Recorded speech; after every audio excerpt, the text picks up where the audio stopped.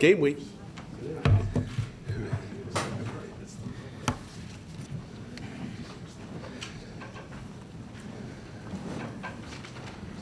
All right. Well, we're very excited to get this week started and get game one under our belt.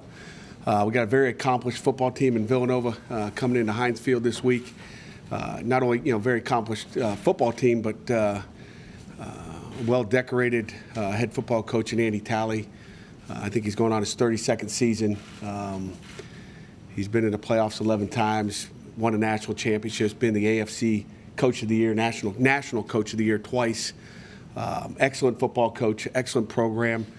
Back in the day, when I was coaching and playing, had an opportunity to go against Coach Talley as a player and a coach.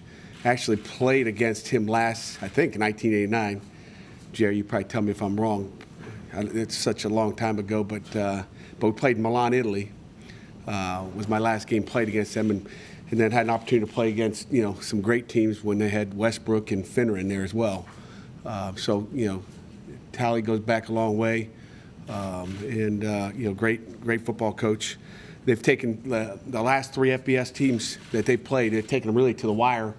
Last year with UConn, I think the year before that Syracuse, and the year before that BC. So, like I told our kids last night, they're kind of like the MAC of the East. I mean, there's not a lot of MAC programs up East. I should say, really used to be UMass. But, playing in that conference, the old, 1AA Yankee Conference and Atlantic 10, and, they've changed names quite a bit, and, going back to FCS now, or Colonial League. It's a great conference. It's good football. And, they will come in here ready to go, and we must be ready to go. Offensively, they got three seniors. Their offensive line is very, very experienced. They lose one guy, I believe they're starting right guard, but very experienced up front, know what they're doing. They got a real good tailback in Jarrett McClinton, really athletic. I should say, he's a utility guy. He does a little bit of everything. Not the biggest guy in the world, but he can fly. And Zach Benarczyk is their quarterback, who is a lefty that I think that is a really good football player. The ball comes out of his hand. He's got a quick release. Good football player. Defensively, they got five seniors on defense, and really one of their defensive ends, number 92, and a linebacker, 45. I guess Passigno, I believe is his name. Tano, I believe Passigno, number 92, is a good-looking guy. He's one of those guys that probably has a chance to play in the league. He's a good-looking guy and can rush the passer. So and then Austin Calentro is an outside linebacker, very physical, probably leads their team in tackles. I don't know what it is, but those are two guys that really stand out. And obviously, they fly around. They play with an attitude. They're well coached. They've had continuity in the coaching staff, and the Panthers better come ready to play. With that, I'll open it up for questions. Good to face a test early against a mobile quarterback like that. He can give you some different looks. No doubt about it. It's always, we're going to look for, whatever we can get, and whether it's a drop back or, he's athletic. He can run. I think he rushed for 500-plus yards last year, and any test we'll take. Anybody else? Yeah, obviously, how do you get them focused on this one when you've got one next week that obviously is maybe? Try to make sure they ignore you guys. That's the first step. I get that's our job as our coaches. That game two doesn't mean anything if you don't knock out your number one opponent, which is Villanova, and our focus will be on them. I don't think with our kids, anything we've asked them to do, they do. So I don't see that as a problem. I see a good football team coming in there, and I think they need to see a good football team coming in there. But they listen to what we say, and I think they've bought into what we do and how we do it. So I don't think that's going to be a problem. But it's always a concern. You have to go to long talk from, I guess, or something like that. Who's that?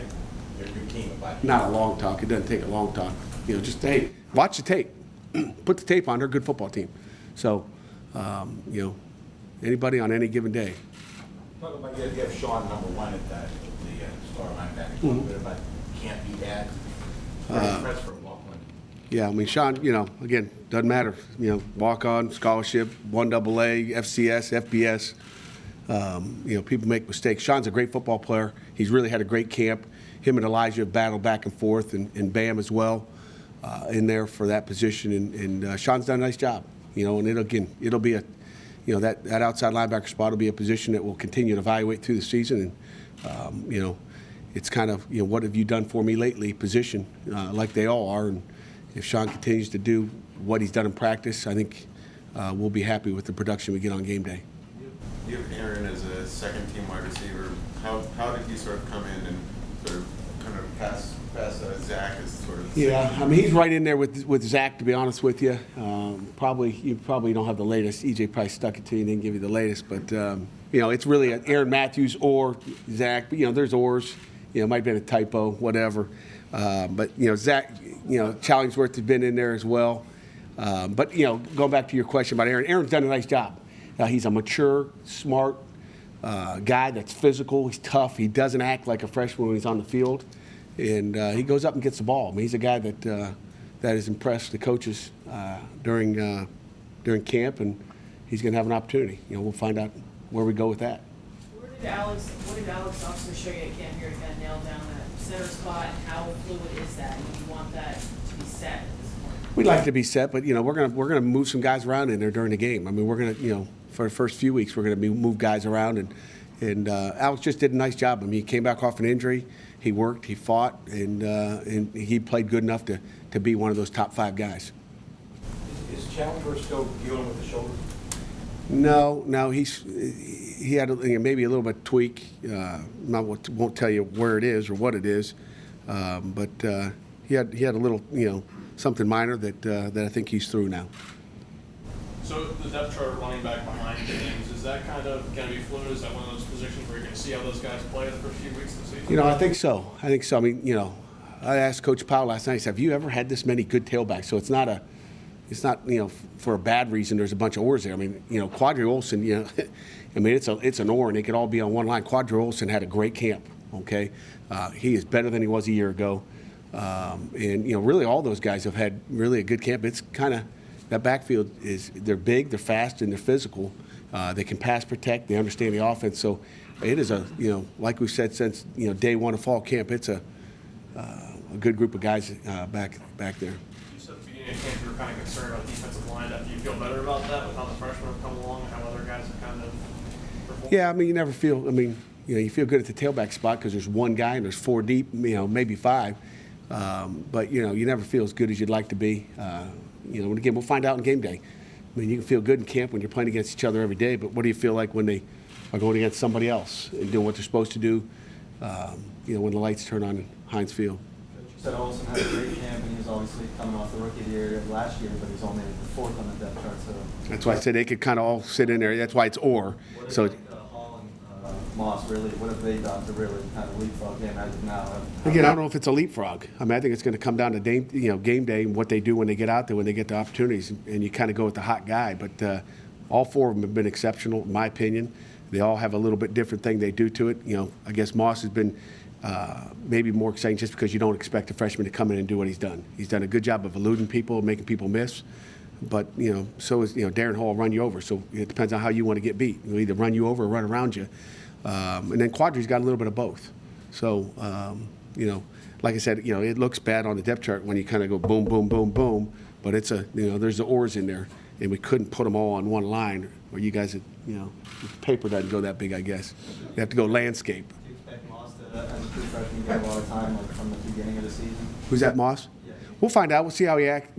See how he gets into game week preparation. I mean, you're talking about Monday at noon, and we still got game week preparation, and this will be a big part of the game plan. We've had periods on Villanova, but how does he react? How does he pick up? They run a 3-4, literally from front.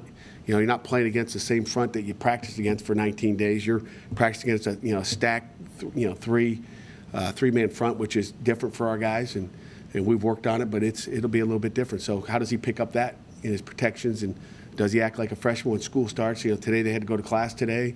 What are they going to do? Maybe he misses a class and he doesn't play at all. So we'll find out. How much are you looking forward to finally getting to see Dwayne get some game action? I mean, listening to starting a lot of talk about him throughout camp. Like I said, he's just I think he's looking forward to it. You know, he had to sit out a year. But I can't tell you I'm looking forward to watching Dwayne play more than anybody else. I mean, I'm excited to watch our football team play. I'm excited to see them at 1:30 go out there and show what they've done over the last year and show the 2016 product. So I'm excited to see every one of them play. I'm excited to see Dantes, Galambo's back there. I'm excited to see them all. Who else back there? So I'm excited to see them all. It's game time. I mean, it's a new year, and I saw some of those guys last year, but it's a new year. They got new things for you. Other than, there's 4 one-year freshmen on this depth chart. There's how many? 4. Okay. This is somebody. The other freshmen, you playing right now, barring something unforeseen, you plan to redshirt now? You know, just like we tell the freshmen, you know, you're never redshirt till the end of the year. And we flat tell those guys that it doesn't really matter, but, you know, you really aren't. I mean, you can go into the 11th game of the season and all of a sudden you need a guy, he's playing. I mean, you can't go out there and, you know, ask the other team to play with 10 guys because we don't want to burn a guy's red shirt. So those are the guys that are there right now, and, you know, we'll find out after 2 or 3 weeks. We'd hate to do that, but, you know, late in the season to take a guy. But, you know, guys develop at different levels, and you never know where someone's going to be in a couple weeks. All your players have talked about the impact James has had, kind of just his presence, the leadership. I mean, what have you seen from him in camp? Have you seen a difference with him, you know, being back? You know, I think it's the same James that I saw a year ago. You know, maybe a little bit happier. I think he's thankful, grateful for really being here, and you probably see a little bit more of a smile on his face than you had. And I think he's really enjoying the moment. You know, I don't know if he was more stressed out a year ago. You just see him kind of a more relaxed James Conner, and maybe it's just because it's a year later, or maybe it's because he's, you know, grateful for where he is and having the opportunity. You know, you always talk about, you know, playing the game like it's your last game or last practice, but maybe that's an attitude he's taken into it now. Have you allowed yourself to think about what that moment will be like when he comes out? Yeah, I've got so many other things to think about, but, you know, that it'll be, I mean, you know, I know when this first thing started, you know, less than a year ago, you know, Coach, James came up to Coach and said, you know, hey, he says, I'm gonna beat this thing and I'm gonna tell a story. So to me, that's like the last chapter when he walks back on the field. So it'll be an emotional day for him, I think, for our football team, and certainly for me, but I really haven't thought about it. I'll think about it maybe the night before. But he's a football player, but it's you know, that's the finishing part of the story, and then, you know, then we'll find out maybe there's an extra chapter at the end there. Is he limited in any way in terms of usage? I mean, if you wanted to get to him 55 times, you could. You know, yeah, we could, I guess, but, you know, I don't know if anybody, you know, a tailback can take 55 snaps. And that's why it's nice to have a stable there, but he's not limited, okay, in any way. Pat, with the experience on the offensive line and the depth at running back, do you think maybe the defense, your opposing defense might commit a guy up front, get some one-on-one shots with your wide receivers? You can ask Andy Talley that, maybe he can tell you, but I would imagine they got to stop the run. I mean, it depends on what their philosophy is going into the game, but, you know, I know if I'm a defensive guy and I know they got a core group of tailbacks that can run the ball and be physical, and they got an offensive line that looks and plays like they do, that, you know, they got to want to try to stop the run. But, you know, everybody's got some different deal, and we're going to establish a passing game as well. We want to get our passing game going, so we're excited to be able to do both, and you know, that's all philosophies as far as what you want to do defensively or offensively, and we'll find out Saturday afternoon. If you're the other team's defensive coordinator, how would you defend your offense? I would try to stop the run. I'd load the box up and make them beat you with the pass. But, you know, that's scary too, because you don't want to lose there, because you got Nathan Peterman sitting there, you got Dantes Ford at one side and Jester Wee at the other, and you got, you know, Quadra Henderson and Lopes. I mean, you got some things you got to deal with. So there's, you know, pick your poison. It's kind of like if you want to get run over or you want to get run by, you know. How challenging was that for you as a defensive coordinator when you face an offense like this that has weapons in almost every position and tight ends, and you guys can really stretch the field? I mean, it's what you deal with, you know, every week, really. I mean, again, they've got players you got to deal with. I mean, I can promise you that. So everybody deals with it, and that's, you know, part of your game plan is trying to deal with what you have and try to have some tips of stopping the run when you need to stop the run and stop the pass when you need to stop that, when there's, you know, things that tell that way. So. With Nate being the only real quarterback on the roster with game experience, do you Yep. think that your team's prepared if he does happen to go down with an injury? Do you think that you'll be equipped to handle that? We'll find out. I mean, it's something we prepared for 20 days in camp and 15 days in the spring. You know, I think the guys have, you know, matured a lot in the 20 days of camp and going through spring ball. Obviously, McVitie wasn't, in spring ball. We'll find out. We'll be the same without Nathan. No, but that's Tony Romo's got the same problem down in Dallas, and those things happen, and we'll have to move on and figure out the next game plan. What was your mindset in setting up the orders? They're not alphabetical. I don't know. I don't know that. Just pick them out of the hat. I think they were. Yeah, I don't know. You're right. I noticed that. I even looked at it as I was walking down the hallway. I was like, a lot of oars there. Oars. Maybe it's based on weight, 210, 225, 230. I'm just looking at it. Well, with the twos it does. It's the lighter guy to the heavy guy. You got James. He's folded. I don't know. I can tell you it's not in that order. Do you plan to utilize Parrish and Reggie based on what the other team is doing, or is that kind of a set depth chart with I'm sorry, say it again. I'm still thinking about this I'm guy. sorry. What was it again? Parrish and Reggie, is that a situation where you're going to kind of mix those guys based on what the other team is, what type of look? It could be. It could be. I mean, they're both solid safeties, and we've talked about really, those safeties are, interchangeable. T-Webb needs a blow. It could be Jordan Whitehead going over the field and Reggie going to the boundary. So, we'll try to match up personnel and try to put them in the best position to be successful. What was your message to the team when they see this? I mean, how fluid is it? Can there still be movement here? There's always movement. I mean, we're going to find out what they do, game one, Jen, and then we'll figure it out from there. But, there'll be movement in game 6 and 7, whether it's injuries or someone's playing better than somebody else. And, really the message to the team is, is exactly what you called it, a team, and I don't think there's a lot of selfish players. If we have players worried about me, then we probably got issues. I've talked to guys that have said, Coach, he's playing pretty good. I understand. I mean, that's what we want is competition, and we want guys that are all together. And it's nice to have 2 or 3 tailbacks or 4 tailbacks. It's nice to have, 3 middle linebackers. I mean, it's nice to have that depth, and everybody needs a break. I mean, if you ran around out on the field for 60 or 70, 80 plays, you'd understand that, you want to be able to be counted, have someone else to count on at your position. What do you want to see from your defense in week 1? Say it again? What do you want to see from your defense? Everything. I want to see it, a shutdown defense. I want to see it, run stop. First thing I better see is we better stop the run. And that's what we'll do. But, I want to see execution. I want to see our guys flying around, playing with an attitude.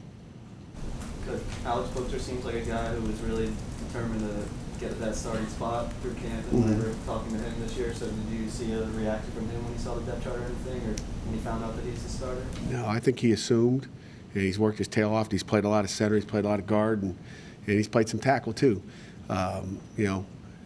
You guys get excited about the depth charts. They really don't. They're not like, how do you explain this depth chart? They really, you can ask those guys. I don't think they really get excited about it. They know it's going to be a fluid situation, and there's going to be movement. There's been some talk around the country about FBS teams not playing FCS teams. Do you have any feeling? Yeah, I think, number one, it's a great payday for an in-state school to come into Heinz Field and play. I really believe it's a great thing for college football. I think if we stop playing, some of the 1AAs and even some of the MAC schools, that, they start to go away. And, is that really what we want? You guys during the summer talked about camps and opportunities for kids and, these satellite camps. But when you start doing that, you start taking away opportunities. They need to make money too. They play the game too, and they do a good job. And, I'm totally against, that. But they don't listen to me like we've talked before. So worry about things I can control. Do you have any moments against any FBS teams when you were playing? None that I can remember. Well, you obviously played some. Played them all. Yeah, played them all. Who did you play with? Back in those days at Rhode Island? I mean, you played Maine, New Hampshire, UMass. No, I mean Power 5. Oh, Power 5. No, I don't think we played any. We played Holy Cross. Played Holy Cross would have been the one. Back in that day, they were pretty good, but we didn't play at FBS, I think. But no, we didn't. I think Holy Cross would probably been the one with Gordy Lockbaum. Remember that guy? So you played against him? Yeah, back in the day. Any final questions before we get to our player representatives? All right, guys. Thank you very much.